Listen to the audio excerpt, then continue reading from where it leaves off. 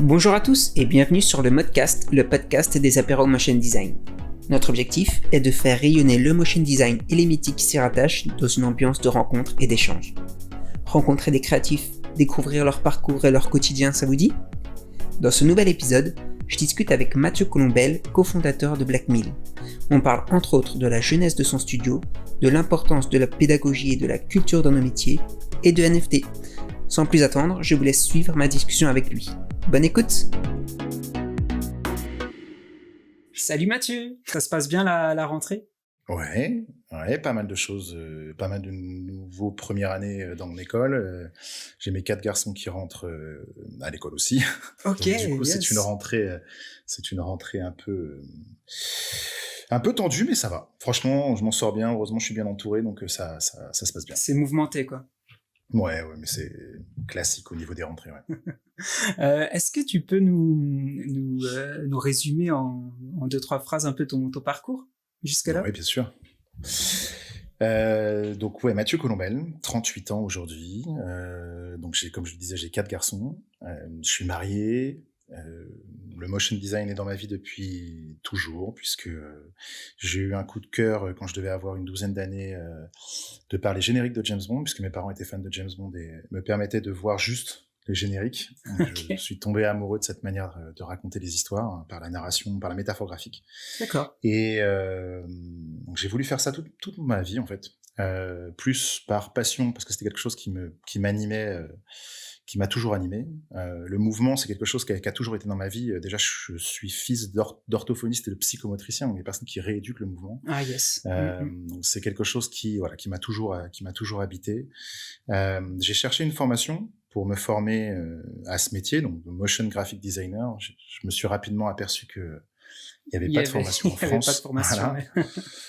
Et du coup, je me suis un peu auto-formé au départ. Je suis allé en analyse cinématographique à Rennes. J'ai bourlingué un petit peu jusqu'à ce que je reçois un jour dans ma boîte aux lettres un flyer d'une école qui se lançait, qui s'appelle IARTSUP, qui était la première école à former des motion designers en France. Donc, Ah là, oui, c'était la première, quoi. Ok. On remonte aux années 2000, hein, c'était début des années 2000, c'était 2000-2001. Avril 2001, l'école se lance. Moi, je prends le train en marche.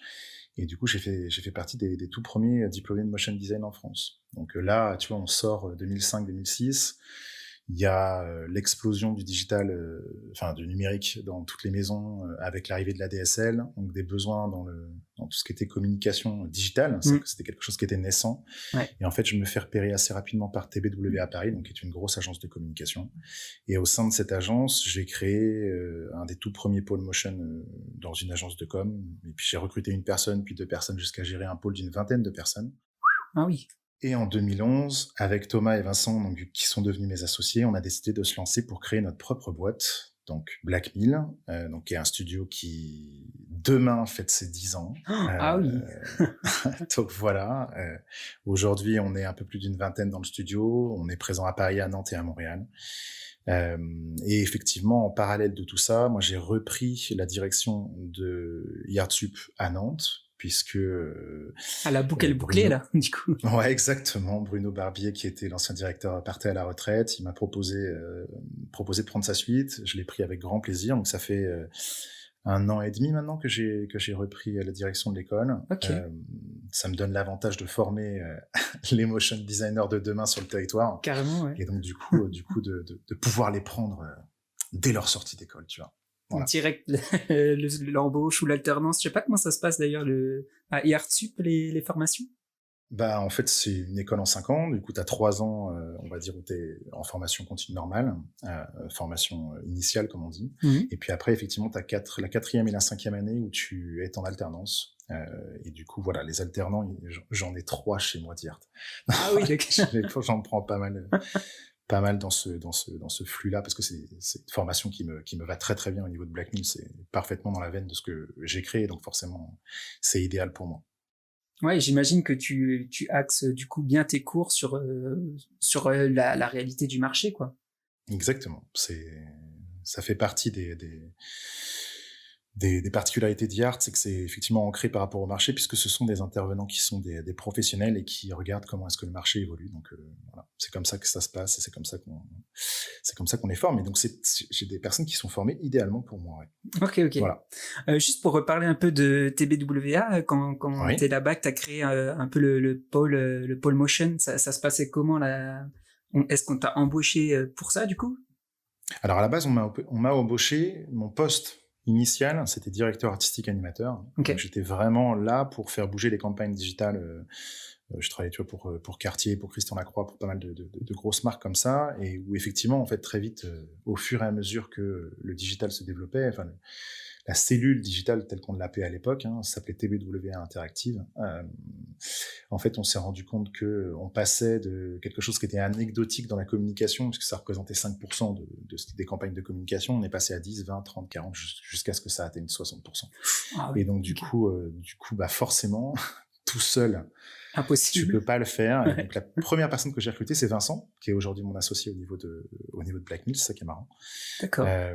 Et puis j'ai recruté principalement des profils de motion designer, donc principalement d'Artsud, donc des profils qui sont designers graphiques à la base, donc une solide base graphique et culture du design, et qui effectivement techniquement ont des talents en 2D, en 3D, en animation traditionnelle, en particules, voilà, plein de choses très très particulières, puisque chaque profil était unique en fait. C'est une des particularités du motion design. Oui, il y a tellement de domaines différents au sein même de ce métier-là qu'il y a.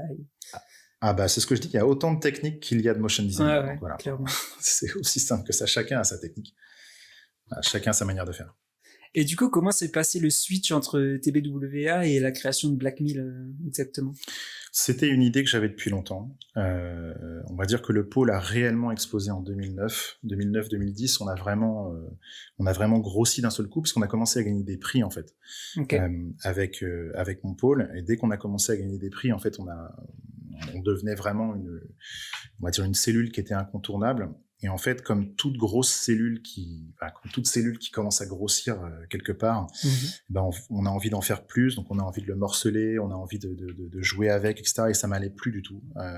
Et moi, j'avais envie de retrouver un truc un peu manuel, un peu humain. Je trouvais que j'avais perdu un peu ça. Et donc ce projet-là, il trottait dans ma tête depuis milieu de l'année 2010. Et tu vois, j'ai attendu septembre 2011 pour me lancer là-dedans. Ok, ah oui, ça a bien mûri, quoi. Ouais. Ah bah, c'est pas l'entrepreneuriat. Ce n'est pas quelque chose où tu te lances comme ça. Même si on a fait toutes les erreurs du monde après avec Black Mill, c'est comme ça qu'on se forme. De toute façon, on sortait pas de formation en tant qu'entrepreneur. C'est quand même pas quelque chose qu'il faut faire sur un coup de tête. C'est quelque chose qui est mûrement réfléchi et ce qui a fait, on va dire, la réussite de Black Mill tout de suite, c'est parce que on a attendu d'avoir un réseau suffisant pour pouvoir faire vivre le studio au moins la première année. Et c'est ce qui a fait que voilà, ça s'est bien passé et que ça a roulé très vite, quoi. Ok, ah oui, cool. Ça marche. Et tu disais que ton premier collègue finalement c'est devenu ton associé. C'est ça. Ça a pas fait trop mal du coup à TBWA le départ de leurs deux piliers. Je vais pas en parler en détail. Alors oui, il y avait pas que Vincent, il y avait Thomas aussi, comme je disais, qui est devenu mon autre associé, qui était aussi dans mon pôle à TBWA, mais lui qui venait d'un autre département. Il venait du département Ruffman, donc des personnes qui faisaient du storyboard de pub. Il était très très bon là-dedans. D'accord. Et je me rappellerai toujours de ce moment-là où je rentre dans son bureau et où je vois ses dessins qu'il faisait à côté et où je lui dis, mais Thomas, en fait, t'es un dessinateur d'animation. En fait, tu dessinais des scènes de combat, des choses assez poussées. Et à cette époque-là, les logiciels d'animation, à l'époque c'était du Flash pas mal, du After Effects effectivement. Ouais. C'était quelque chose, c'était complètement naissant pour lui, mais c'était son truc, ça se voyait tout de suite que c'est son truc. Donc pas très longtemps après, je me suis rapproché de son responsable de ce pôle-là justement pour lui demander si je pouvais prendre Thomas dans mon pôle, faire un transfert, et ça s'est fait. Et voilà, je pense que c'est une des meilleures choses que j'ai faites, aussi bien Vincent que ce soit Thomas. Si aujourd'hui, tu vois, je travaille encore avec eux, si c'est encore mes associés, c'est que c'était les bonnes décisions à faire. C'est clair, c'est clair. Du coup, toi, j'imagine que ton travail en soi, il a beaucoup évolué. Il évolue tous les jours. Il évolue tous les jours, ouais. Déjà parce que, comme tu le disais tout à l'heure, comme je disais tout à l'heure aussi tout à l'heure, c'est un métier où on fait pas deux fois la même chose, où chacun est différent, donc ce qui veut dire que chaque client est différent, chaque projet est différent. Donc, à chaque nouveau client, à chaque nouveau projet, on se réinvente. Donc forcément, moi, en termes de gestion, quand je gère différentes équipes et tout ça, au niveau des projets, et ben, j'ai pas deux fois la même chose, quoi. Voilà, tout simplement. Ok. Je me réinvente en permanence. Voilà, et ça, je pense que c'est commun à tous les patrons de boîte. On se réinvente en permanence. À chaque fois qu'on fait une erreur, ben, on évite de refaire les mêmes erreurs après. Et donc, ça te force à innover et à te réinventer tout le temps. Ouais. Et comment s'est passée cette transition un peu hybride entre le motion design et du coup, vraiment la gestion d'équipe, gestion de projet, etc. Je continue d'en faire. Hein. C'est quelque chose qui me... Je me rappelle ces discussions que j'ai souvent avec ma femme, parce qui me demande si ça me manque pas, parce que je fais pas mal de choses. C'est vrai que ce métier, donc comme je te disais, je n'ai jamais considéré le motion design en ce qui me concerne comme étant un métier, mais vraiment comme étant quelque chose que j'avais envie de défendre. Dès que j'ai découvert ce métier, dès que j'ai vu qu'en France, il y avait quelque chose qui manquait sur ce métier-là, j'ai décidé de devenir un peu un porte-étendard, tu vois, de devenir un peu un porte-étendard de ce métier. Ouais. Et le fait de défendre ce métier, de me battre pour ce métier, de faire des interventions de culture, histoire du motion design un peu partout, d'essayer justement de faire en sorte qu'il ait une place forte en France, pour moi, c'est principalement ce que je fais. Et quand je fais de la pédagogie, que ce soit au niveau des étudiants, que ce soit dans mon équipe, que ce soit au niveau de mes clients, que ce soit au niveau de personnes, tu vois, qui nous écoutent ou ce genre de choses-là, pour moi, ça me va très bien.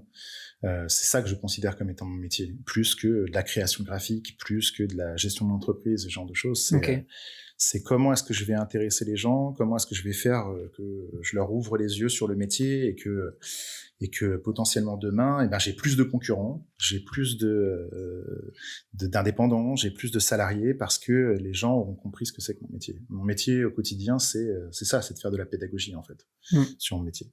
Donc le passage entre graphiste, designer graphique, motion designer et entrepreneur, il s'est fait complètement naturellement parce qu'il y avait ce besoin à la fois aussi bien au niveau du marché que au niveau des gens qui m'entouraient pour que je puisse faire la pédagogie comme je l'entendais. C'est aussi simple que ça.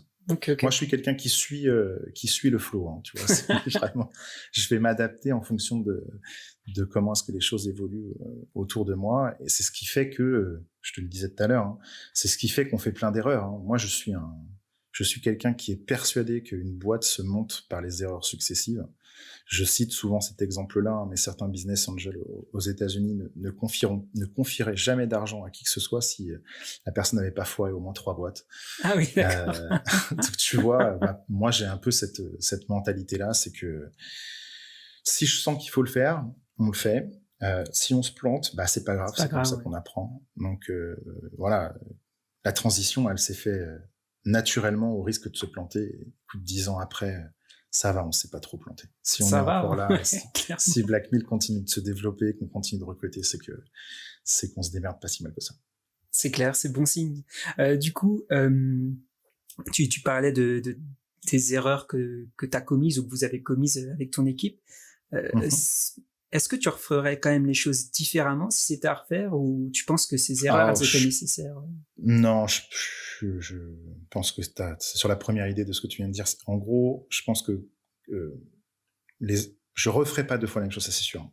Et tous les entrepreneurs, tu vois, je fais partie du centre des jeunes dirigeants, je fais partie du CJD. Donc c'est que des entrepreneurs qui se retrouvent régulièrement et dans tous les secteurs d'activité, parce que c'est des entrepreneurs qui viennent d'absolument partout. Hein. On se rend compte que t'as beau gérer 2 personnes, 2000 personnes, 3000 personnes, même 10 000 personnes, on a tous les mêmes problématiques quand on est dirigeant. Et quand tu poses la question, effectivement, au niveau des erreurs, de la stratégie, ce genre de choses-là, c'est quand même rare qu'un dirigeant te dise si c'était à refaire, je referais la même chose. Dans le sens où, non, on réinventerait les choses différemment. Et puis, tout le savoir qu'on a appris au fur et à mesure des années, c'est quelque chose qui te fait dire, OK, si ça revenait, si on me remettait en arrière avec tout ce savoir que j'ai en moi, jamais je referais ces erreurs-là. Il y a pas d'erreurs qui sont, on va dire, devrais dire nécessaire. On va dire que toutes les erreurs t'apprennent beaucoup de choses, mais c'est bien que ce soit pas 2 fois les mêmes à chaque fois. Ouais, quand même. C'est quand même important d'apprendre de ces erreurs et de se dire, ouais, si c'était à refaire, je referais la même chose. Non. Il y a certaines erreurs que j'ai faites que je regrette énormément, même s'il faut pas regretter ces erreurs, parce que je te dis, c'est ce qui compose la boîte. Je pense qu'on aurait avancé différemment à certains moments si j'avais pas fait les erreurs que j'ai faites. Ok. Mais voilà, c'est important dans l'évolution de l'entreprise. C'est clair. On peut faire 1000 erreurs une fois. C'est ça, exactement. Je ne te le dirai pas parce que je ne sais jamais dire la phrase. On sait jamais la dire. Tu parlais tout à l'heure de pédagogie, c'était super intéressant. Est-ce que tu penses que ça porte ses fruits? Est-ce que tu penses qu'on est un peu plus éduqué à tout ça? Oui, ça c'est sûr et certain. Là, sur les 10 dernières années, écoute, déjà, si je vois nous d'un point de vue local, juste d'un point de vue local, où Black Mill s'est implanté, tu vois, à Nantes. La première chose qu'on a fait quand on est arrivé à Nantes, c'est faire de la pédagogie. Pédagogie du marché, pédagogie des écoles. C'est-à-dire qu'on a approché les écoles, on a approché les différents clients, on est allé les rencontrer pour leur expliquer ce que c'était que notre métier. Aujourd'hui, on dit souvent de Nantes que c'est une petite capitale du motion design, et c'est vrai, hein, c'est vrai qu'il y a des choses qui ont quand même sacrément évolué ici. On a fait un festival Motion, tu vois, ici, on a quand même cherché à vraiment nourrir le marché de ce qu'est notre métier. Moi, je me suis vraiment focalisé sur la culture et l'histoire du motion design, mais tu vois, ça fait depuis que je suis sorti d'études que c'est le cas, donc ça va faire 16 ans. Ouais. Cette pédagogie, elle est nécessaire. La culture autour de notre métier, elle est nécessaire. Pourquoi ? Parce que on a tendance à croire que c'est un métier qui est récent. Tu vois, ça fait partie des premières choses que je dis quand je fais des cours de culture et histoire du motion design. C'est un métier qui est ancré dans certains pays anglo-saxons, notamment les États-Unis, hein, où c'est apparu, etc. Il y a 80 ans. Il y a 80, voire 100 ans pour si on remonte à The Lodger de Hitchcock, mais tu vois, 1924. Donc ça commence à date. Voilà. En France, c'est quelque chose où le fait d'avoir un peu ce manque de culture, c'est ce qui fait que chacun d'entre nous donne sa définition au niveau du métier, et en fait personne n'arrive à se retrouver autour de quelque chose qui est vraiment fédérateur. Okay. J'ai beaucoup de discussions avec évidemment des nouvelles générations, des personnes qui ont 20, 25 ans autour de notre métier, qui sont un peu perdus. Certains disent des choses qui sont, pour moi, tu vois, relativement absurdes, de se dire que le motion design c'était mieux avant et que aujourd'hui en fait c'est quelque chose qui leur plaît plus. Tu vois, ne serait-ce que cette phrase-là, elle ne veut rien dire. C'est chaud. C'est-à-dire que il y a pareil, le fait de dire que il y a pas de motion design sans design, ça paraît débile de dire ça, mais il y a une réflexion de design, il y a une réflexion forcément culturelle et de référence qui est indispensable dans notre métier. Et ça, encore une fois, c'est ce qui fait que dans certains pays, ils ont une sacrée avance par rapport à ça, tout ce qui est Amérique du Sud, Angleterre, États-Unis, encore une fois, même le Canada, Canada de l'Ouest surtout. Ils ont des bases culturelles de design graphique qui fait qu'ils ont de l'avance par rapport à nous. Nous, il faut vraiment qu'on se cultive, qu'on comprenne à quel point ce côté culturel, culture du design graphique et du motion design est importante dans notre métier. On peut pas juste être un technicien qui connaît bien Cinema 4D, After Effects, tu vois, c'est clair. C'est ce qui fait qu'en fait on se donne tous des définitions différentes du métier, et parfois ça donne n'importe quoi, ça donne des discussions qui sont absurdes. Ça m'a toujours fait marrer sur le fait de dire que quelqu'un dise mais attends, tu travailles sur Blender. Mais attends, mais si tu travailles sur Blender, t'es pas un motion designer parce que t'es pas sur Cinema 4D. Ça aussi, ça ne veut rien dire. Voilà, tout simplement. Il y a énormément de trucs comme ça. Moi, ça me fait doucement sourire. Et donc, du coup, pédagogie first. Et tu penses quelles sont les clés pour un peu augmenter notre culture? C'est quoi? C'est voir des films, c'est s'intéresser à, comme tu disais, ce qui se passe outre-Atlantique ou même partout dans le monde. Alors, très intéressant ce que tu poses comme question, parce que on me parle souvent de ça.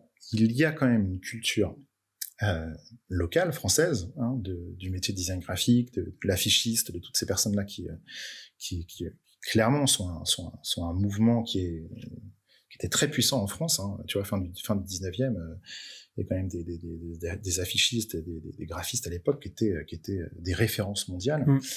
Début du 20e aussi. Donc, est-ce qu'il faut s'inspirer des Américains ou des Anglais, etc.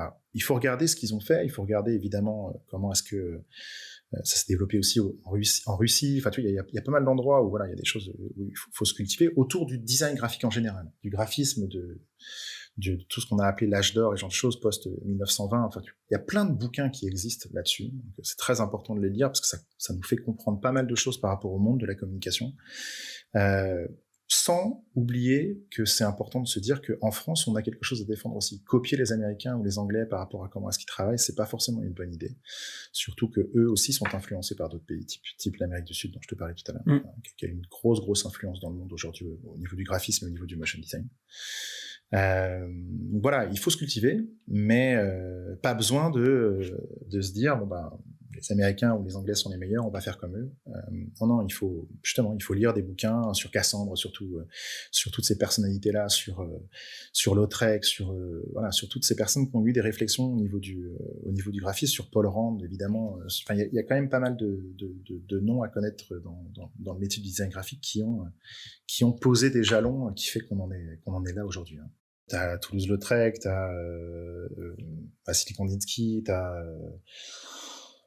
Alexander Rodchenko, t'en as beaucoup à connaître. Après, l'idéal est de regarder, t'as 2 bouquins qu'il faut lire absolument, c'est The History of Graphic Design volume 1 et volume 2, qui résument quand même pas mal de choses sur comment est-ce que le métier a évolué. Donc ça commence justement début du 20e et ça va jusqu'à nos jours. Okay. Il est réédité régulièrement, donc là la dernière édition ça doit aller jusqu'à 2019. Ah donc, oui. Voilà, il y a vraiment pas mal de choses à voir. Et en fait tout ça c'est les bases qui font que quand tu travailles t'as des références solides en fait tout simplement. Après voilà il y a les bouquins de Saul Bass à lire absolument. Il y a pas mal de il y a de quoi se cultiver. Hein. Et puis après, il y a pas mal de chaînes aussi qui existent, YouTube, etc., qui permettent de se cultiver. Blow Up, Alexandre Tilsky, c'est des choses pareilles qu'il faut absolument avoir dans sa bibliothèque. Ok. Faut avoir après l'envie de se cultiver par rapport à ça. Mais des notions sur le design graphique, il y en a plein. Sur le motion design pur, il y en a très très peu. Parce que le motion graphic design reste une extension du graphic design. Donc la base, c'est vraiment le graphic design. Comme je le dis souvent, motion graphic design, comme dans tous les termes anglo-saxons, on commence par la fin. Le plus important, c'est le design, ensuite le graphisme, et on termine par effectivement comment est-ce qu'on va faire bouger les choses. Donc voilà, comprendre vraiment d'où vient le design, pourquoi est-ce qu'on est venu à une réflexion autour du design, graphiquement, quelles sont les références à travers les époques, et notamment aujourd'hui, ce qui fait les tendances en fait du design graphique, et puis après de se dire, ok, dans le motion graphic design, quels sont les pays, les studios, les indépendants qui sont les références dans le monde, et voilà, tous ces gens-là, ils viennent pas de nulle part. Hein. Tous les gens qu'on aime énormément, tu vois, les Kyle Cooper, les Danny Mint, etc., c'est des gens qui viennent pas de n'importe où, quoi. Oui. Ils ont fait l'université de Yale, ils ont un master en design graphique, ils ont justement été formés par Paul Rand. Ah, tu vois, il y a des choses où tu te dis, ouais, ok, en fait, quand je creuse un peu, pourquoi est-ce qu'ils sont bons? C'est parce qu'ils ont une énorme culture graphique, ils ont une énorme solidité autour de leur base culturelle de design, en fait, tout simplement. Voilà. Donc, ne surtout pas oublier ça. Donc, la pédagogie autour de ça, c'est toute ma vie. Ok. Voilà. Et justement, toi, ça t'intéresserait pas d'écrire un bouquin sur mais je suis en train d'écrire un bouquin. Ok.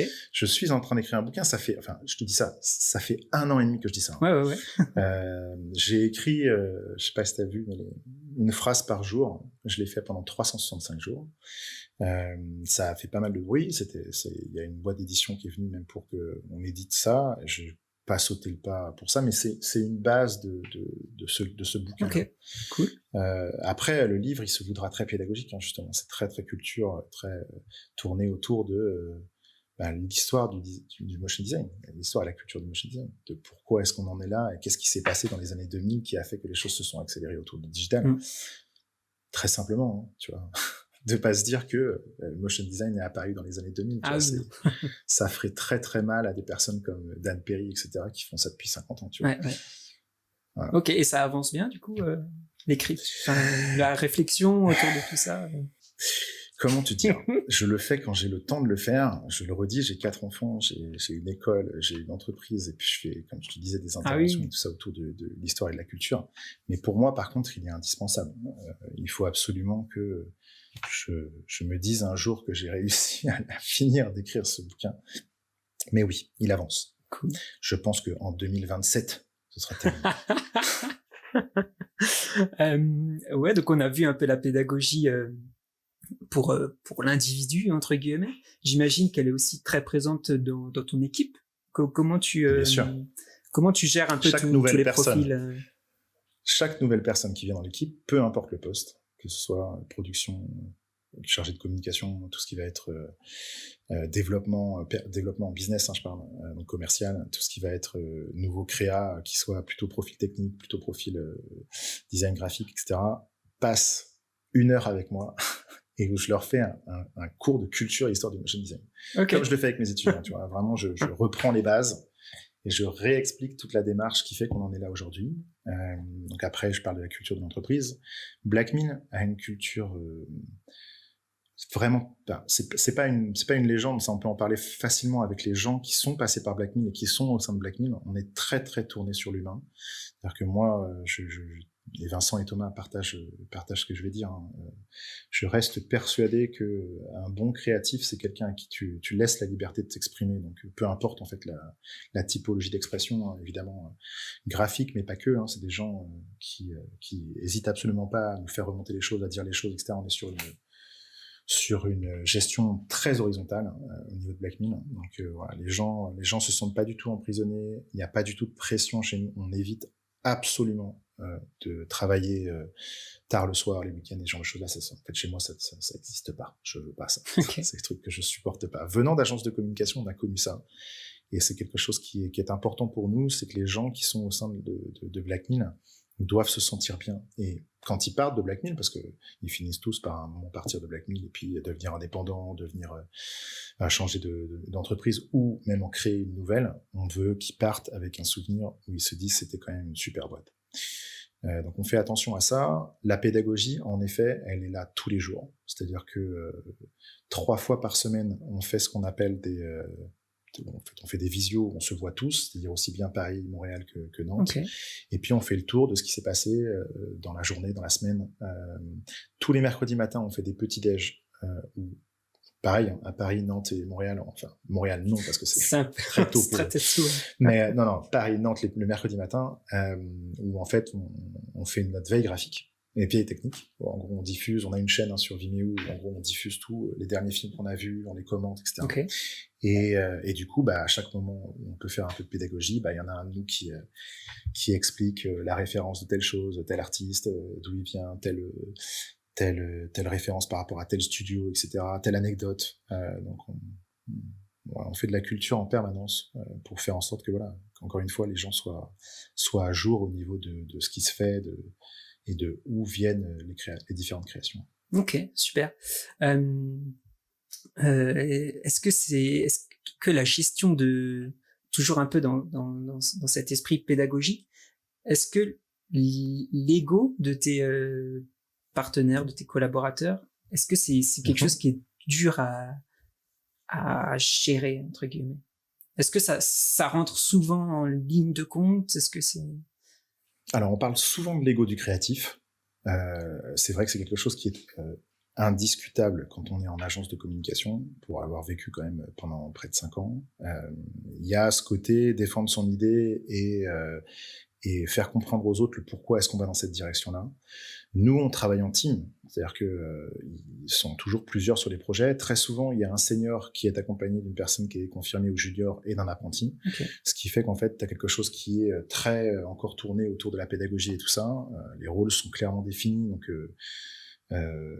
les gens vont suivre le senior, vont écouter le senior, mais le senior va très très facilement écouter les recommandations qui sont faites de par les juniors et les apprentis. C'est un peu un cercle vertueux. Nous, on n'a pas ce problème d'ego comme il peut y avoir au sein de certaines agences. Je pense que dans notre métier à nous, au niveau du motion design de manière générale, pour connaître très bien les autres studios qui sont pour la majorité des très bons potes, c'est rare quand même que ce soit quelque chose qui soit dans notre culture à nous. Ok. Je pense parce qu'on ne vient pas non plus de la communication traditionnelle. Il faut le savoir que la majorité des studios de motion design sont nés dans le digital et que de toute façon, quand on est passé dans le digital, quand on était en agence de communication, on était déjà à la dernière roue du carrosse, qui faisait que on avait déjà on va dire, une manière de se considérer par rapport aux autres qui n'était pas la même. Ok. Donc l'ego du créatif, ouais, elle existe. Dans nos métiers à nous, je pense qu'elle est quand même moins présente. D'accord. Voilà, c'est ma vision de la chose. Honnêtement, j'ai pas ce problème-là au sein de Blackmin, clairement pas. Ok, cool.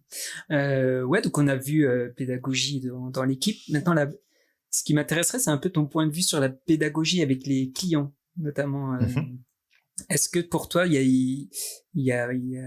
enfin, tu portes de l'importance à aussi, entre guillemets, hein, j'aime pas trop ce terme, mais éduquer un peu le client et le sensibiliser à des choses, parce que on sait tous qu'il y en a certains qui peuvent avoir une idée très précise et qui se donnent pas trop de marge. Comment tu gères un peu ça avec le client? Alors, nous, ça fait partie du process de production. C'est-à-dire que toute la phase pré-production, tout ce que nous, on va appeler script narratif et script d'animation, en amont, une fois que le client nous donne son brief, on a toute une phase de pédagogie, en fait.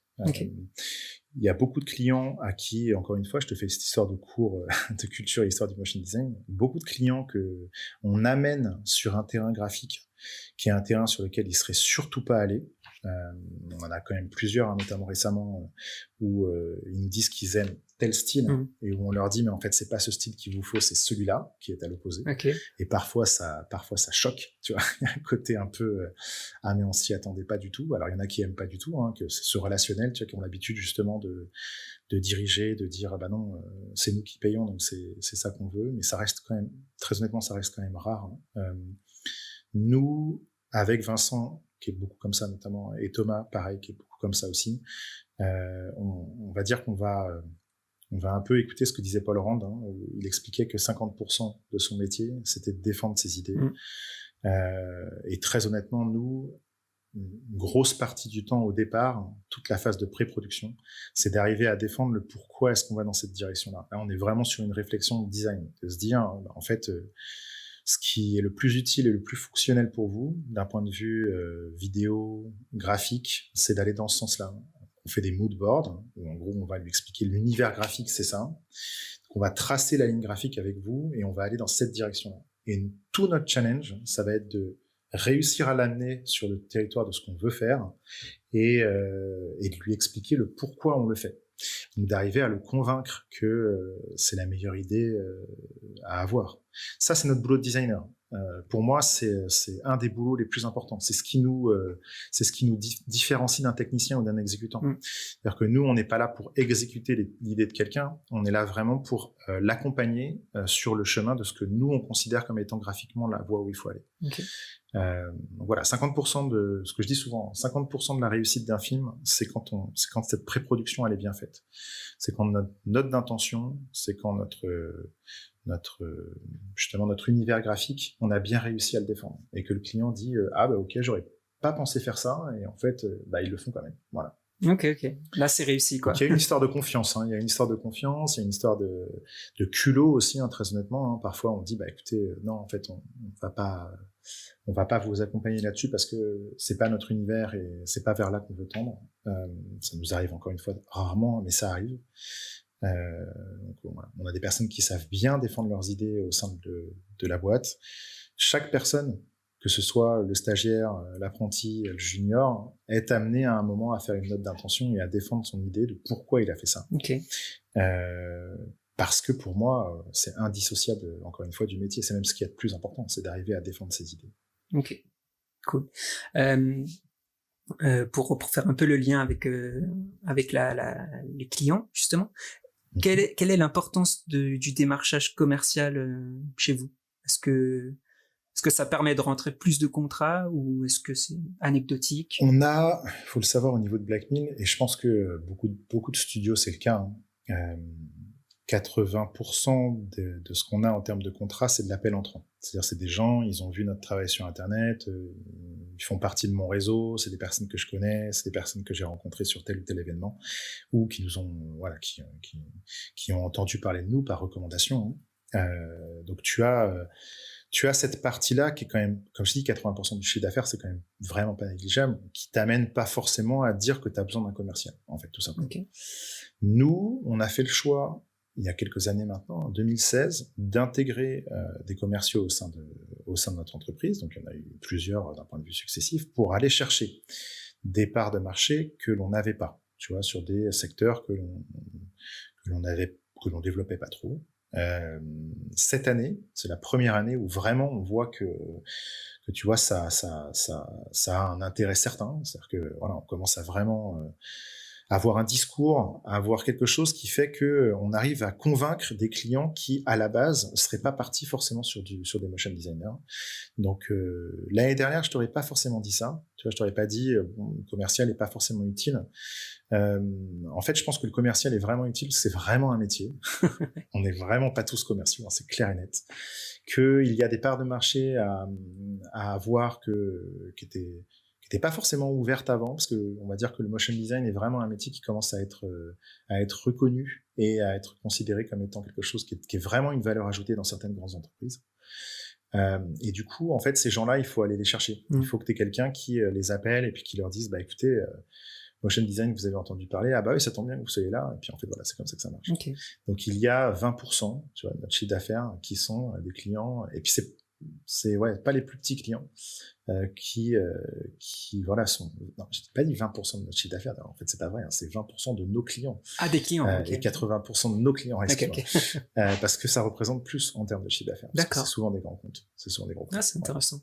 Et c'était quoi ces secteurs, du coup, non développés? T'arrives à les nommer précisément? Oui, tout ce qui va être principalement tout ce qui va être autour du jeu vidéo, tout ce qui va être autour du jeu de manière générale, hein, plateau, etc., qui sont des secteurs qui sont, on va dire, dominés par des typologies d'agences de communication, etc., qui ont l'habitude depuis très très très longtemps de travailler avec la même typologie de personnes. Donc ça va être le secteur, je sais pas, de l'assurance, ça va être le secteur du luxe aussi. Hein. Il y a certains secteurs qu'on peut ouvrir beaucoup plus facilement maintenant. Ok. Et est-ce que il y a des différences de, je vais dire ça très salement, mais de prise de fun selon le secteur d'activité de l'entreprise, où vous essayez toujours de, comme tu disais, d'aller dans le sens positif et de s'amuser chaque fois? Ouais, je pense que évidemment il y a des secteurs qui sont plus fun que d'autres. Tu vois, le secteur musical, là on est en train de faire des clips, c'est toujours très très marrant à faire, c'est toujours cool à faire. Surtout que en fait les secteurs d'activité où tu vas t'amuser le plus, c'est souvent les secteurs d'activité qui te laissent carte blanche d'un point de vue créa. Donc c'est très souvent les secteurs associatifs, tout ce qui va être Médecins sans frontières, toutes ces boîtes là où tu vas pouvoir t'amuser, mais il n'y a pas de secteur où justement tu peux pas proposer quelque chose de marrant, en fait.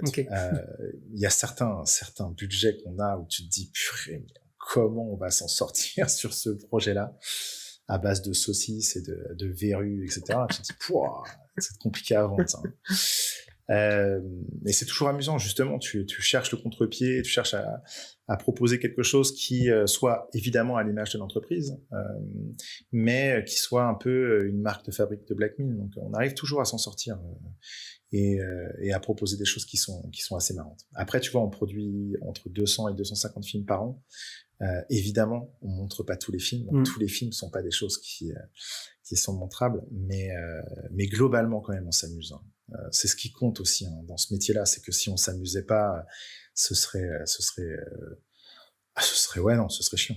Voilà. Oui, il y a toujours une part d'alimentaire entre guillemets qui bien sûr, obligatoirement. Inévitable. Même si je t'avoue que plus les années passent, plus cette part diminue. Et ça c'est très bien. Ça veut dire que il y a aussi une manière de faire, une marque de fabrique au niveau de Black Mill qui fait qu'aujourd'hui on arrive à vendre les choses un peu plus dans le sens de proposer des choses créatives qui sortent justement de simplement l'alimentaire, quoi. Ça c'est clair. Ok.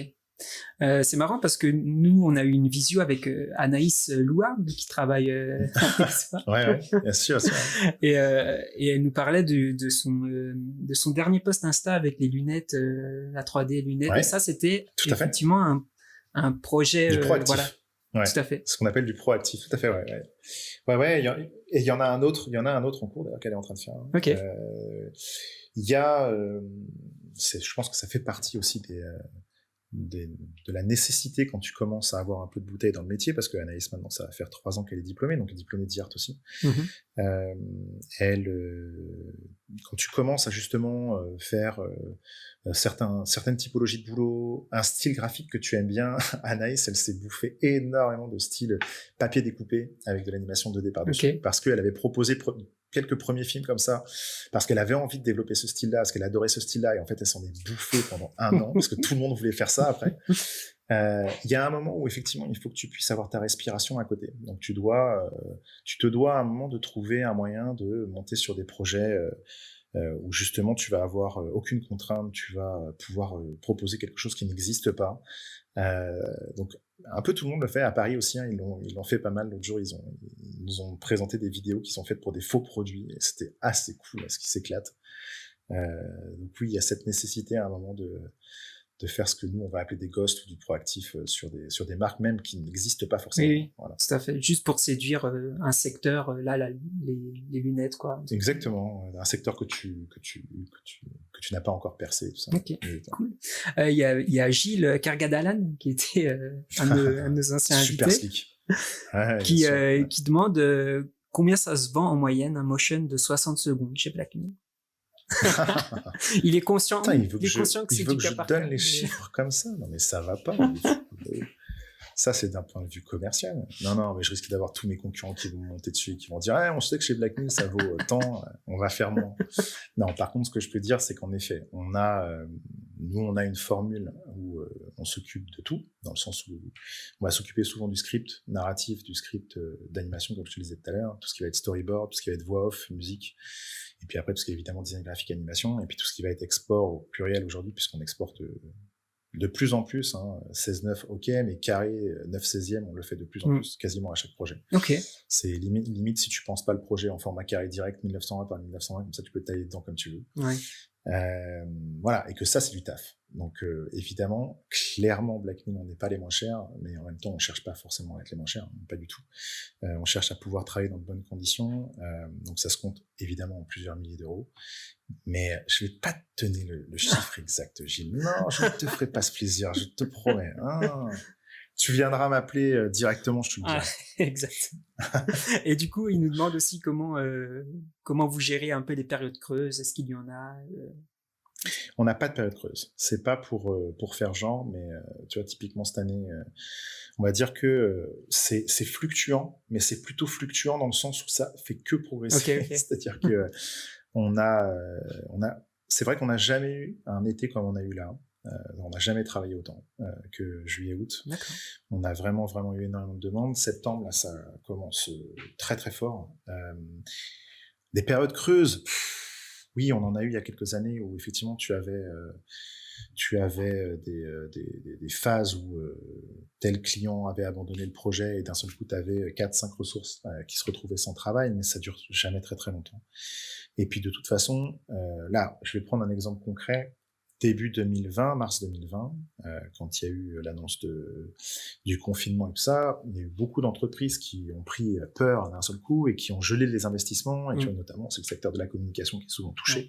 Donc, tu as un arrêt brutal, ou en tout cas un décalage assez brutal de certaines productions. Ce qui fait que tu te retrouves avec des moments où les gens potentiellement se retrouveraient sans travail. Nous, ce qu'on a fait au niveau de Blackmin, c'est qu'on a dédié une partie de l'équipe sur ce qu'on a appelé des projets solidaires. C'est-à-dire qu'on s'est rapproché, tu vois, des hôpitaux de Paris, on s'est approché de certaines associations, etc., pour pouvoir les accompagner par rapport à ce moment qui était compliqué. Et en fait, on s'est retrouvé avec encore plus de travail que d'habitude. Okay. C'est-à-dire que, tu vois, moi, sur 2 semaines, je devais produire 50 films pour les hôpitaux de Paris. Voilà, c'était des choses comme ça. Il me semble, sur exactement. Et j'avais travaillé avec, du coup, 17 freelances, dont Delphine Brios, qui est chez nous maintenant, d'ailleurs, en parlant de ça, qui est passée en stage maintenant chez nous. Trop cool. Tu vois, pourtant, ça fait 2 ans que ça s'est passé, enfin, presque 2 ans. Donc non, on n'a pas chômé du tout. On n'a pas eu de période creuse où on s'est dit purée, là en ce moment j'ai rien à faire. Ou alors quand on se dit ça, c'est sur 1 ou 2 journées. Okay. Mais il y a toujours des choses à produire. Aussi parce que je pense on n'a pas, j'allais dire, on n'a pas assez de concurrents. En fait, en soi, il y a beaucoup de budgets qui nous sont proposés, qui sont des budgets sur lesquels on va le passer à d'autres personnes, on va le donner à des indépendants, etc., sur lesquels on pourrait compter, ce qui est souvent signe qu'il n'y a pas assez d'acteurs sur le marché français. Ça, je le dis souvent, le marché pourrait être plus dynamique. Parfois, on aimerait effectivement avoir un peu plus de temps pour se consacrer sur des choses perso. Mais en tout cas, jusqu'à aujourd'hui, on a un peu de mal à pouvoir se poser vraiment sur les projets perso. Parce qu'un projet perso, quand tu le lances, ça se compte en mois. Hein. Tu vois, il te faut 2-3 mois pour le faire. Et du coup, tu nous parlais des freelances avec qui vous avez pu travailler. Comment ça se passe, ta relation avec les freelances? Est-ce que c'est on va dire monnaie courante? Est-ce que c'est Il faut leur demander. Cette année, on l'a quasiment pas fait. D'accord. Okay. C'est-à-dire que l'année dernière, on l'a beaucoup fait. Cette année, on l'a pas beaucoup fait parce que justement, on a fait le choix de recruter cette année plutôt que de passer par des indépendants. C'est-à-dire que quand on atteint un certain palier de chiffre d'affaires sur un mois, au lieu de sortir l'excédent, on va plutôt recruter. Ça va avec les candidatures qu'on a aussi aujourd'hui. C'est-à-dire qu'on a plus de personnes qui viennent nous contacter sur des candidatures spontanées, qui veulent rentrer en CDI, en CDD, en alternance chez nous, que de personnes qui sont indépendantes. Ok. Aussi parce qu'on a envie de plus en plus, tu vois, 10 ans, on commence à avoir 10 ans, donc voilà, on commence à avoir une période de maturité, peut-être que c'est l'équivalent de l'approche de la quarantaine pour nous. En gros, on commence à se dire qu'on a envie de développer notre propre style, qu'on a envie vraiment de pousser quelque chose qui est qui est un style de Black Mill, propriétaire Black Mill. Et pour ça, pour ce faire, tu travailles pas avec des indépendants, il faut que tu travailles avec les personnes qui sont en interne chez toi. Okay. Donc voilà, c'est le choix qu'on a fait là. Ça veut pas dire qu'on ne travaillera pas avec des indépendants. Alors, je te parle bien sûr d'indépendants d'un point de vue graphique, hein, parce que nous, les indépendants avec lesquels on travaille le plus, ce sont les personnes qui font du son. D'accord, ok. La majorité du budget qu'on sortira cette année, ce sera pour les comédiens voix, les ingé sons, les musiciens avec qui on travaille. Okay. Ça, par contre, oui, ça restera quelque chose qu'on internalisera pas, je pense. Okay. C'est quelque chose qui... C'est un choix, quoi. On s'entend très très bien. Ouais, c'est un choix. Les gens avec qui on travaille depuis tellement d'années et des gens avec qui ça se passe tellement bien qu'il n'y a pas de raison que ça change. Super. Donc oui, il y a toujours une partie du budget qui est indépendant qui concerne le son. Tout à fait. Et même pour... parce qu'on avait discuté avec Claire Nest dans le dernier podcast de l'année dernière, et dans son agence, Bifurc, il cherchait des profils très spécifiques. Il savait qu'ils allaient faire appel à tel indépendant parce que soit il travaillait très vite ou soit il avait ce style très dynamique qui le faisait sortir un peu de la concurrence. Est-ce que c'est quelque chose qui est déjà arrivé à Black Mill? Alors, c'est quelque chose qui arrivait avant. C'est-à-dire que quand on avait besoin d'avoir un rendu 3D spécifique ou quelque chose avec des particules, du Houdini, des trucs, tu vois, qui sortaient de nos compétences en interne, oui, on allait voir les indépendants spécifiques. Okay. Il faut savoir qu'à Nantes, on a la chance d'être bien lotis par rapport à ça. Il y a pas mal d'indépendants qui sont vraiment de très, très, très haute qualité. Donc, avec qui on travaillait assez facilement. Comme je te dis, c'est vrai que cette année, on a fait le choix de plutôt se concentrer sur les travaux qu'on savait faire nous, tu vois, plutôt que de chercher à récupérer des boulots qu'on pouvait pas faire en interne. D'accord. Ok. Voilà. Ça marche parce qu'il y a Jules MTBR qui nous demande comment, en tant que motion designer, on pourrait se lancer. Est-ce qu'il faut faire du culot aux agences audiovisuelles? Est-ce que il faut ça fonctionne. Pour moi, en tout cas, avec l'agence, ça fonctionne que comme ça. Okay. En gros, ce qu'on m'a toujours dit, c'était le meilleur conseil qu'on m'ait donné à Yart. Je me rappelle, c'était Marc Praquin qui avait donné ça. Il y a pas de secret. Hein. Si tu veux rentrer dans une agence, faut pas que tu passes par la porte, il faut que tu passes par la fenêtre. Okay. C'était vraiment ça. Ça marche au culot. C'est comme ça que ça marche. Voilà. Ok. Est-ce que vous travaillez souvent avec des agences de com? Print ou pas du tout? Des agences, on va dire qu'on travaille nous principalement avec des agences globales. Okay. Quand on travaille avec des agences, on travaille avec des agences globales et ça représente aujourd'hui à peu près 20% de notre chiffre d'affaires. D'accord. Donc, c'est pas 20%. Putain, faut que j'arrête de dire de chiffre d'affaires. 20% de nos Des clients. excuse-moi. Ouais. Donc oui, 20% de nos clients, c'est des agences de communication globales pour la majorité ou digitales. Donc, ce qui veut dire que on travaille quand même principalement avec des annonceurs, avec des grands comptes pour la majorité. Et ça, c'est pareil, ça fait partie de la stratégie qu'on a eue au niveau de Blackmill depuis le départ.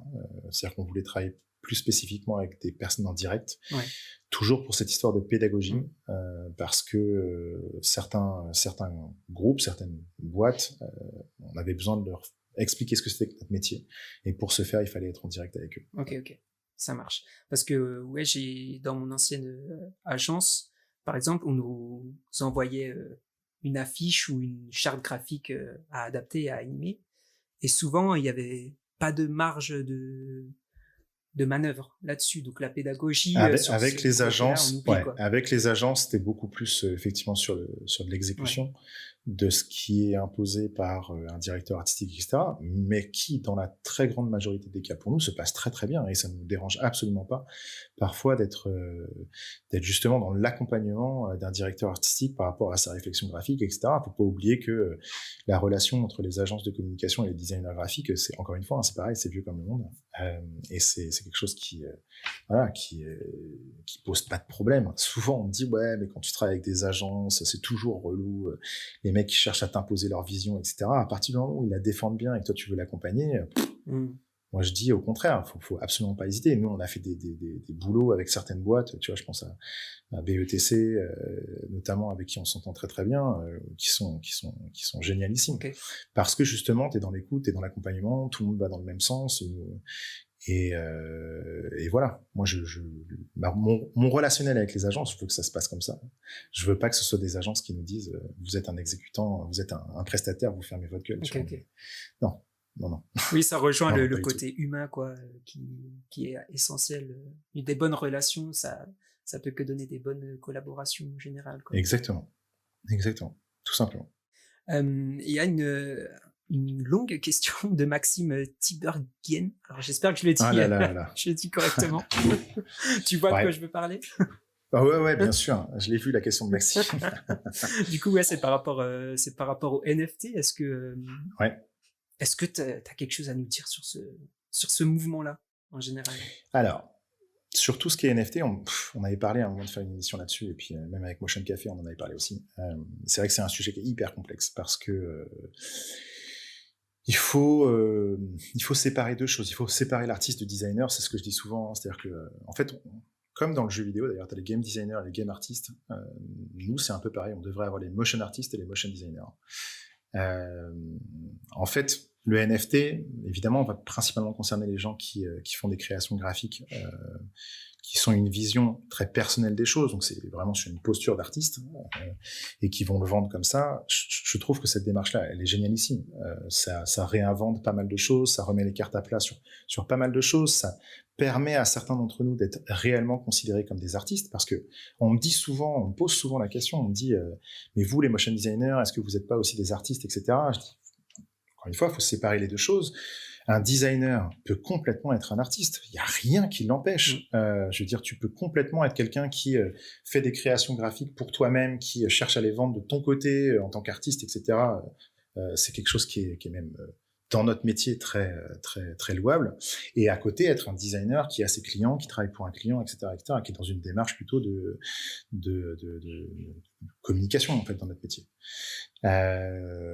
Donc oui, ça permet à montrer au reste du monde que les motion designers peuvent être aussi des artistes, et que même c'est quelque chose qui se valorise, quelque chose qui aujourd'hui est indéniable. C'est-à-dire, quand tu vois ce qui s'est passé avec Beeple, quand tu vois qu'il y a une maison de vente aux enchères qui commence à s'intéresser à ce que certains motion artistes font, c'est une reconnaissance qui est super bien pour nous.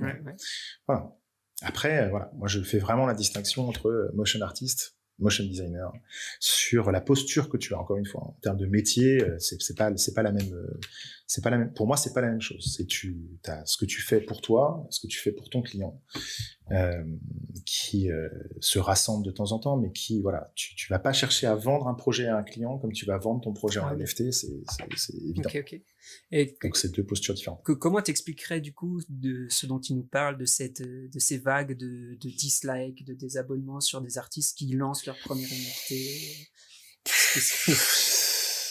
Je pense que ça vient de cette, je pense que ça vient un peu de cette confusion aussi. T'as ce côté un peu, ouais, mais c'est pas vraiment un motion designer, ouais, mais c'est pas vraiment un artiste, ouais, mais il cherche à se faire de la thune sur le dos de machin, etc., etc. On a du mal à justement expliquer clairement les choses sur justement notre posture à chacun d'entre nous. C'est souvent une question de posture. Hein. C'est quand je suis là-dedans, c'est ma posture d'artiste. Quand je suis là-dedans, c'est ma posture de directeur artistique. Quand je suis là-dedans, c'est ma posture de designer. Et c'est pas grave d'avoir plusieurs postures. Tu peux complètement avoir plusieurs postures. Et un seul métier qui soit le designer graphique, qui est le métier que tu as appris, tu vois. Le problème, c'est et je pense que ça vient aussi, c'est pas mal un problème français aussi, hein. C'est cette confusion de se dire, mais en fait, ce mec, on sait pas ce qu'il fait, il fait trop de trucs, et puis il y a cette logique de l'argent aussi, souvent qui est très problématique derrière, de se dire, les mecs qui se font de l'argent trop facilement en vendant de la merde. Moi, je me rappelle, il y avait eu cet énorme débat sur, alors je sais plus quel artiste là qui fait des cosmonautes, où en fait il prenait des objets qui étaient des objets libres de droit, donc des objets 3D qui étaient faits par d'autres personnes, où il recrée un visuel avec ça, et après il le vend en NFT, et il touche des sous sur justement cette composition qui est composée d'éléments qui ne lui appartiennent pas en quelque sorte. Et c'était, ouais, mais est-ce que tout le monde devrait toucher, machin, etc., etc. Pour moi, c'est un faux débat dans le sens où, à partir du moment où tu as une posture d'artiste, que tu vends une œuvre qui est reconnue comme étant une œuvre artistique par les gens qui l'achètent en quelque sorte, moi, ça me pose aucun problème. Hein. Ouais, voilà. C'est clair. S'il y a des gens qui sont prêts à acheter telle ou telle chose, voilà. Ah, ça me fait penser à, je trouverai plus le nom, mais de cet artiste là qui avait pris un urinoir et qui l'avait juste inversé. Marcel Duchamp. Ouais. Donc c'est bien sûr. En soi, il a rien inventé. Mais enfin.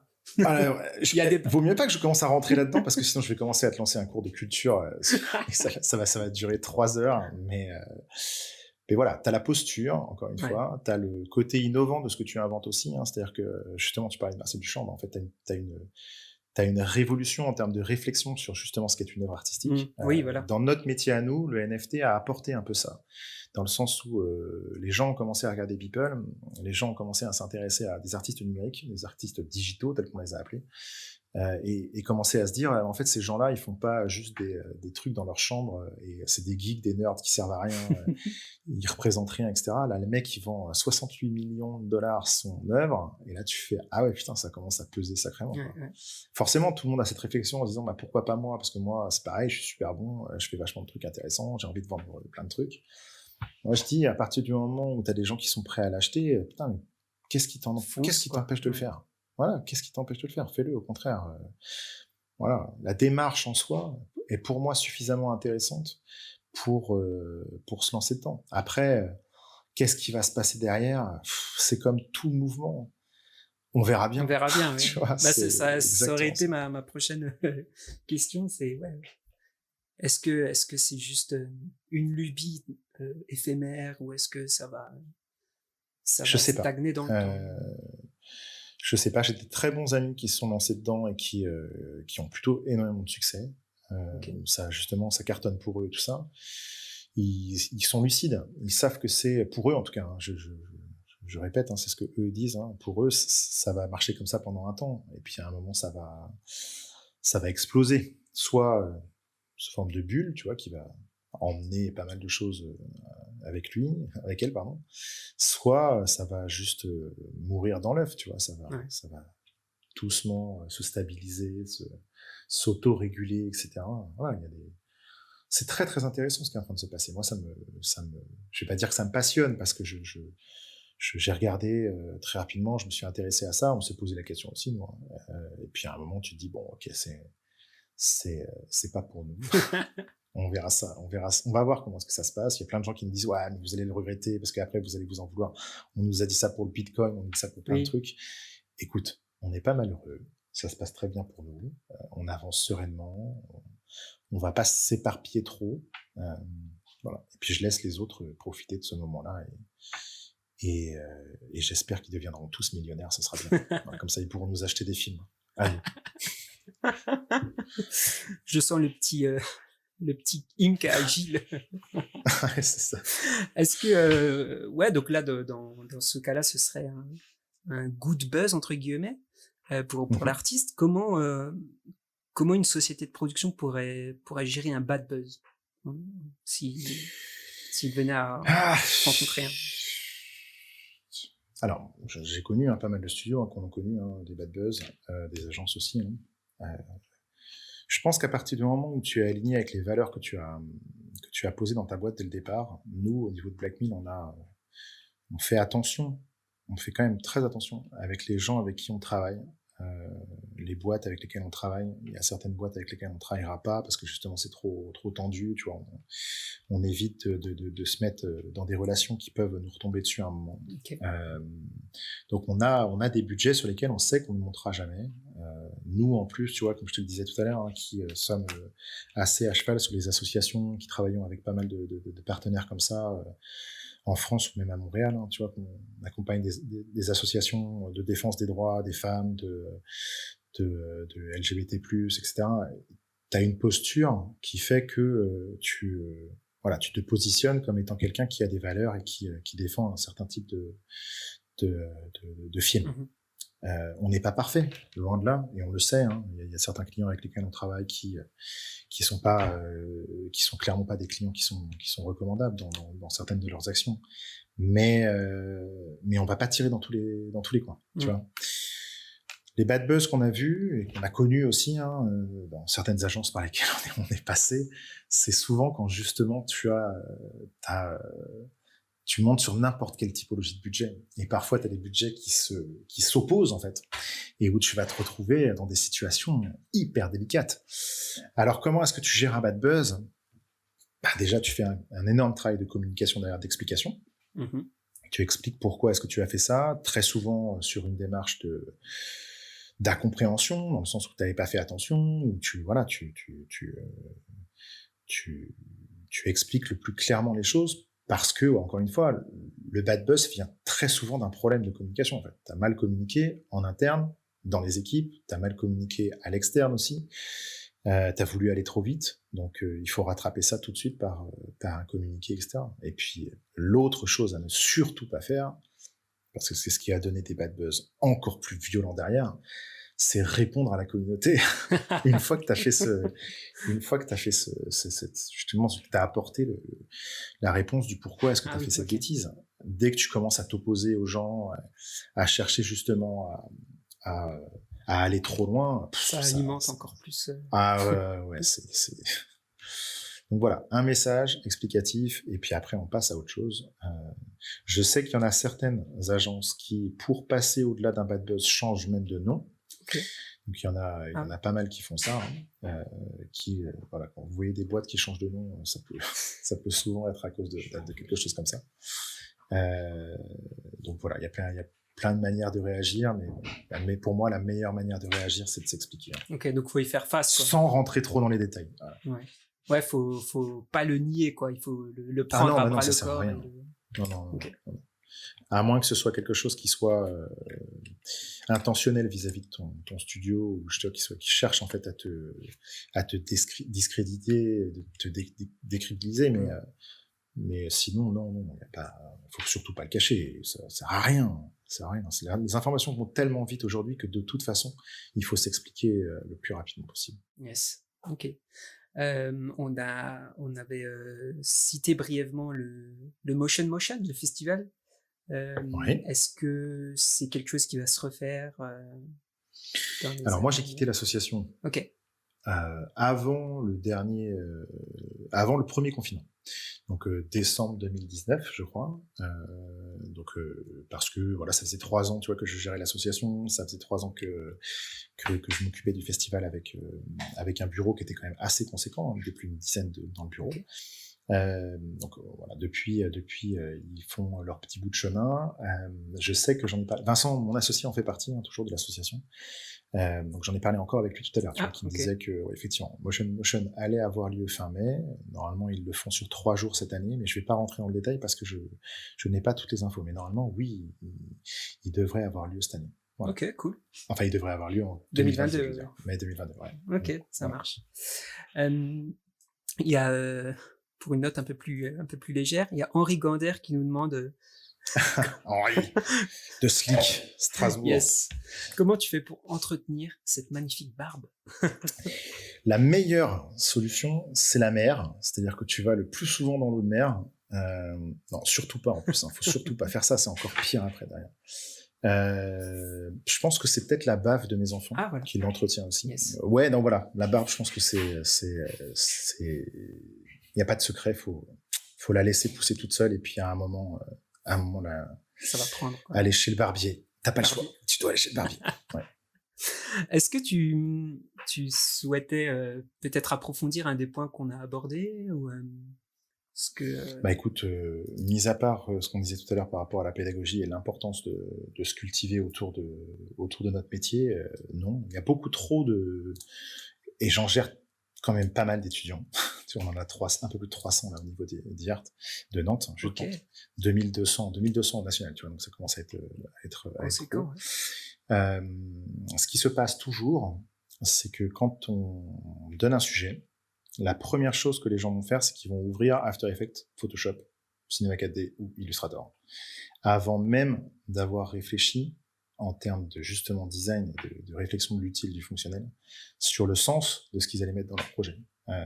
Donc nous, très attention à ça, justement, à les cultiver par rapport à ça. Je sais que la majorité des écoles aujourd'hui sont tournées vers ça, mais c'est très important de se dire que un projet réussi dans notre métier en vidéo est un projet qui est référencé. C'est un projet où justement tu as une culture, tu as une base graphique, tu as des réflexions de design qui sont solides. Faire bouger des choses en utilisant telle ou telle technique, ça suffit pas. Ça, je vous le dis, ça suffit pas. Comme je dis, hein, toutes les références qu'on a de gens qui sont, pour nous tous, hein, les grands pontes du motion design dans le monde et tout ça, c'est des gens qui ont une solide culture, une solide base graphique, de design graphique, culturel. Donc, c'est vraiment quelque chose qui est indissociable de notre métier pour éviter qu'en fait on fasse comme les autres tout le temps, c'est-à-dire de se dire bon bah en fait Roray Canest, Kyle Cooper, toutes ces personnes-là, c'est des gens qu'on adore et en fait on fait exactement comme eux. Ça sert à rien en fait de faire comme eux. Ok, c'est joli, mais en fait ce qu'il faut c'est justement arriver à développer sa propre technique, son propre univers graphique. Et là-dessus il y a pas de secret. Hein. Il faut aller se cultiver. Est-ce que tu relierais ça un peu au storytelling que peuvent avoir les vidéos ? Le storytelling, c'était quelque chose qui était très développé dans les années 90 et qui aujourd'hui est plus quelque chose qui fonctionne avec la nouvelle génération. C'est quand on parle de nouvelles écritures aujourd'hui, ce qu'on a appelé le storytelling qui reposait sur effectivement une logique, tu vois, narrative qui fonctionnait bien dans la pub. C'est quelque chose qui marche plus. On peut plus communiquer comme ça. C'est pour ça qu'il faut savoir d'où on part. Il faut connaître toute cette manière de raconter les choses pour aujourd'hui réinventer les choses. Il suffit pas de dire à quelqu'un aujourd'hui qui t'as envie de le séduire au niveau de tel message, par exemple, par rapport à une association, de lui dire, de le toucher par les émotions en lui disant c'est triste, c'est machin, etc., etc. Non, il faut réinventer les choses et se dire, ok, qu'est-ce qui, au niveau de 2021-2022, là, comment est-ce qu'on va communiquer d'une nouvelle manière. Donc, il y a encore plein de choses à réinventer, mais encore une fois, en connaissance de cause de ce qu'on a fait avant. Voilà. Et tu le définirais pas comme du storytelling, du coup, cette écriture-là? Je trouverais un nouveau mot. Ok, Voilà. Il faudrait trouver un nouveau mot, storytelling. C'est une nouvelle manière de raconter les choses. d'accord. Voilà. Ok. Pour moi, il faut réinventer le storytelling. Ouais, ça c'est sûr et certain. Aujourd'hui, on peut pas simplement se reposer sur comment est-ce que c'est le storytelling. Faut réinventer ça. Pour moi, il y a une nouvelle manière de raconter l'histoire. Ok, Clairement. ça marche. Et ouais, j'imagine que ça passe même, on disait au début, par le 16/9, le carré, le vertical. Exactement. Aussi, ouais. Et même de nouveaux formats, hein, tu sais. Oui, ça, il y a tout le temps. Il y a plein de choses à réinventer, et c'est ce qui est la magie de notre métier aussi, hein. Mais si tu as une logique de design, si tu as une logique de réflexion de comment est-ce que tu mets les choses dans l'espace, il n'y a aucun format qui te fait peur. Aucun. Voilà. aucun format te fait peur. Est-ce que tu peux nous teaser ou nous dire quel sera le prochain projet Black Mill à sortir? Est-ce qu'il y a des trucs il y en a pas mal. Je sais qu'il y a toute une série de films pour l'ICAD, pas mal de films pour Asmodée aussi, le jeu de plateau qu'on est en train de produire. Asmodée qui est un beau client cette année pour nous, hein, parce qu'ils nous ont demandé quand même pas mal de choses, donc pas mal de choses pour des jeux de société, des storytellers de jeux de société en quelque sorte. Ok. On a pas mal de projets dont j'ai pas le droit de parler, mais qui vont sortir dans les semaines qui arrivent. Cool. Je sais qu'il faut que je mette à jour notre site internet. Je l'ai pas fait. Un nouveau film pour Pandacraft. Enfin, il y a pas mal de trucs qui arrivent. Ouais. Super, cool. Pour OVH. Ouais, bon, bref, je vais pas hâte de voir. Est-ce que tu aurais une œuvre à nous partager, soit récent ou ancien, peu importe, qui t'a inspiré ou qui t'a fait réfléchir sur un sujet quel qu'il soit, et qui... Alors, comme je te disais, on en a régulièrement. Tous les mercredis, on se fait une grosse dose de veille graphique et d'inspiration par rapport à ça. Donc, pour te citer, dans les dernières vidéos qui m'ont inspiré, purée, il y en a pas mal. Hein. C'est très souvent les mêmes studios qui me scotchent, qui m'interpellent. Buck, évidemment, les derniers projets qu'ils ont fait. Giant Ant, ils me font marrer parce qu'ils se réinventent complètement depuis que J.R. Canest est parti. Ils sont en train de se chercher beaucoup au niveau de certains films d'animation traditionnelle qui me font assez sourire. Hilo, studio italien, plus le temps avance, plus c'est de la qualité, et ça me plaît beaucoup. Clean aussi, c'est pareil, toujours fidèle à lui-même, ce petit Barcelonais. Voilà, Tony Zagoriaos, tout ce qui est anciennement Yale aussi, qui pareil, c'est des choses qui me parlent beaucoup. C'est plus des personnalités, tu vois, je le remarque, hein, que des projets en soi. Ce que j'aime beaucoup voir, c'est justement comment est-ce que le marché évolue et comment est-ce que les studios, du coup, s'adaptent au marché. Donc il y a certains studios, tu vois, dont on entendait parler, où aujourd'hui on voit quasiment plus de leur création. Il y en a d'autres qui, justement, tu vois qu'ils accélèrent, etc., et qui sont en train de complètement décoller. Voilà, il y a des studios qui sont obligés de se réinventer parce qu'ils ont certaines stars qui sont parties de chez eux. Alors Elastic, tu vois, je pense à eux aussi, dans tous les génériques qu'ils font, etc. Là, ce serait bien qu'ils se réinventent un petit peu en ce moment. Parce que l'autre jour, j'en en parlais en disant que j'en parlais avec une ancienne productrice qui est à Los Angeles, qui me disait que elle en avait trop ras-le-bol des génériques de séries en ce moment, parce que justement elles se ressemblaient toutes et que voilà, la 3D, les particules, la typographie, elle en pouvait plus. Voilà, elle a dit non, j'en ai trop marre, justement. Donc bon, c'est marrant parce que tu vois, il y a quelques années, je t'aurais cité plein de génériques de séries que j'avais adorées. Et là, c'est vrai qu'en ce moment, maintenant, putain, je fais gaffe à ça. Depuis qu'elle m'a dit ça, je fais putain, mais c'est vrai, putain, ils se ressemblent vraiment tous. Patrick Clair est passé par là, il a imposé sa patte, on va dire. Donc ouais, non, écoute, voilà. Moi, je te dis, c'est plus des personnalités, hein, toujours les mêmes, hein. Danny Hunt, Kyle Cooper, tous ces gens-là que je suis de près pour voir effectivement la réflexion autour de leur métier, comment est-ce qu'ils font bouger les choses. Donc pas mal d'Américains, c'est vrai, pas mal d'Anglais aussi, tout ce qui est Golden Wolf aussi, évidemment. Voilà, les Italiens, l'Amérique du Sud surtout aussi, hein, tout ce qui va être le Cube, principalement Buenos Aires, tout ce qui est le Cube, tout ce qui va être l'Umbre, tout ce qui va être DOS BNT, etc. Je suis beaucoup ce qu'ils font parce que c'est toujours de très très inspirant, et puis on voit qu'ils font bouger les choses au niveau du style graphique d'un point de vue mondial. Donc voilà, comme je te disais, plus des personnalités, plus des studios que simplement des films. Ok, ça marche. Bah, je prends. C'est là, on a une bonne liste de rêves, c'est cool. Maintenant, quel est ton apéro favori? L'apéro. Alors, je cuisine beaucoup, Ouais. hein, sache-le. Donc, Ok. et du coup, c'est un passage obligé quasiment Ah oui. quand je fais à manger. Moi, j'aime bien tout ce qui va être fromage frais, mais tu vois, genre en mode écrasé de fromage de chèvre ou de brebis, dans lequel tu vas tremper des légumes type concombre, carottes, etc. C'est des choses qui, avec un peu de ciboulette ou de l'aneth, etc. Moi, ça me va très bien. Du saumon fumé, ça, je te le dis parce que c'est moi qui le fume maintenant, donc je suis très, très, très, très, très, très friand de ça. Donc voilà, c'est des choses où justement je sens la fraîcheur. Tu vois, je suis pas très très gâteau apéro ou truc chaud type préfou et tout ça. Je suis plus légumes et croquant, comme je disais, fromage frais, croquant, exactement. Et puis, voilà, ce genre de choses. Des petites sauces mayonnaise, etc. Tout simplement. Pas besoin de grand chose. Et pour que ce soit bien. La boisson qui accompagne tout ça. Ah, une bonne bière ambrée, fraîche. Et puis un cidre fermier, c'est pas mal aussi. Voilà, ce genre de choses-là. Moi, j'aime bien les bulles. J'aime bien le terroir et tout ce qui est traditionnel, tu vois. Okay. Plus que je suis plus ça que le vin. Moi, je sais que ma femme, elle te dirait plutôt du vin blanc, type petit chablis, ce genre de choses. Voilà, moi, je suis plutôt bière et cidre, ça me va très bien. Ok. Cidre, c'est vrai que c'est vraiment dans ton coin, il me semble. Ouais, exactement. Spécialité. Cidre, c'est cool.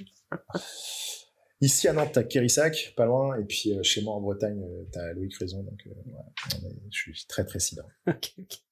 Est-ce que tu aimerais voir quelqu'un sur le podcast? Oh bah il y a plein de personnes qu'il faut interviewer sur ton podcast. Ouais. Mathias, ça serait bien d'avoir Mathias Périsine, justement, Matrunks, qui parle un petit peu de sa vision du métier, de les choses, comment est-ce que ça évolue depuis qu'il a fait évoluer sa boîte en point flottant aussi. Je pense qu'il a pas mal de choses à dire. T'as pas mal de personnalités féminines aussi. Tu vois, Caroline de France, tout ça qu'il faut interviewer, je pense, parce que même chose sur comment est-ce que le métier a évolué, etc. Ça peut être très intéressant d'avoir leur opinion aussi. Et puis après, dans l'éducation aussi, tu vois, moi je t'ai parlé pas mal d'IART, je t'ai parlé pas mal de comment est-ce que nous on avait les choses, etc. Mais Laure Chapalin, tu vois, typiquement par rapport à sa vision au niveau des gobelins, ça peut être intéressant aussi. Bah, c'est dans les tuyaux, effectivement. D'accord. Bon, bah voilà. Cool. Laure, elle aurait une très bonne réflexion par rapport au métier aussi. Et puis, je sais qu'elle, pareil, extrêmement portée par l'aspect culturel des choses. Et voilà, je sais que avec son association We Love Your Name et tout ça, elle a toujours été portée là-dessus. C'est le cœur de sa formation, c'est la culture. Et je trouve ça très bien. Donc, on se retrouve pas mal par rapport à ça. Voilà, après ça peut être intéressant aussi d'avoir un vieux de la vieille de notre métier. Putain, j'aurais jamais dû dire ça, il va trop me vouloir. Un Pierre Magnol, ça serait pas mal. Tu vois, Pierre, il va trop me défoncer en fait s'il écoute ça. Pierre, tu n'es pas si vieux que ça, c'est pas du tout ce que je voulais dire, c'est pas vrai. Mais je pense que ton opinion est très intéressante pour t'avoir interviewé plusieurs fois. Voilà, donc des personnes qui ont un peu de bouteille dans notre métier, qui ont pas mal bourlingué, qui sont des vrais créatifs pour moi, vraiment des personnes qui ont une réflexion design aussi, qui se réinventent à chaque fois, qui se cultivent énormément d'un point de vue technique, d'un point de vue de ce qui se fait, d'un point de vue de la veille graphique, de la veille technique. C'est des gens qui sont à la pointe. Okay. Voilà, ces gens-là qui tourner ce genre d'émission-là sur l'aspect culturel, c'est très important. Ouais. Voilà, vraiment expliquer que c'est le cœur de notre métier et que, encore une fois, je le redis, mais c'est vraiment important. Il suffit pas de bien animer les choses, il suffit pas de savoir utiliser After Effects ou Cinema 4D, il faut vraiment avoir une réflexion derrière de pourquoi est-ce que je fais ça. Voilà. C'est ce qui va faire qu'en fait, je me retrouverai plus avec des réflexions de personnes qui me disent « Ah, le motion design, c'était quand même mieux avant. » On sent la frustration. Voilà. Ah ouais, non, mais ça me fait marrer. Enfin bref, non, ça me fait pas marrer. Parce que c'est triste d'entendre ça. Moi, ça me rend triste. Je me dis, putain, mais non, c'est pas un métier qui était mieux avant. C'est pas comme ça que ça marche. Hein. C'est comment est-ce qu'on se réinvente à chaque fois que le marché évolue. C'est ça qui est génial dans notre métier. Moi, comme je le disais, il n'y a pas 2 jours pareils. Quoi. C'est trop bien. Et il y a peu de métiers où c'est à ce point-là. C'est vrai, ouais, c'est vrai. Clairement. Écoute, merci beaucoup pour le temps que tu nous as accordé. Merci beaucoup. Ouais, c'était vraiment un honneur de te recevoir dans le podcast. Avec grand plaisir. Et puis on peut retrouver Blackmill un peu partout, quoi. Partout. Ouais. On est les personnes les plus faciles à trouver. Comme moi, c'est pareil, c'est assez facile. On tape mon nom. Je suis un peu partout. Avec le site qui va être mis à jour du coup prochainement. Exactement. Ouais. Alors on l'a mis à jour déjà et puis on a même gagné un prix avec. D'ailleurs, on a gagné un award avec ce site. Cool. Et c'est bien. Depuis qu'on l'a gagné, on l'a pas mis à jour. ça va faire 1 an, donc c'est pas bien. C'est pas bien. Donc voilà. Donc oui, je vais faire ça. Ça marche. Et ben à très bientôt. À très vite. Salut. Merci encore. Merci d'avoir écouté ce nouvel épisode du Modcast. On espère que ça vous a plu. Un grand merci à tous ceux qui nous soutiennent et particulièrement à Tristan Le Panier qui a composé la musique de ce podcast. Je vous invite à aller le suivre sur son SoundCloud, Tristan-Le Panier, pour découvrir toute l'étendue de ses talents. Merci encore à notre invité de nous avoir donné de son temps pour cet épisode et pour toutes les infos qu'il nous a partagées. N'oubliez pas d'aller le suivre sur ses réseaux. Quant à nous, retrouvez les apéros Motion Design sur Facebook @apéromotiondesign, sur Instagram @apéromotiondesign et sur Twitter @apéromotion. Sur ce, je vous dis à bientôt et restez attentifs pour découvrir de nouveaux quotidiens et parcours de créatifs dans un nouvel épisode du Modcast. Ciao ciao!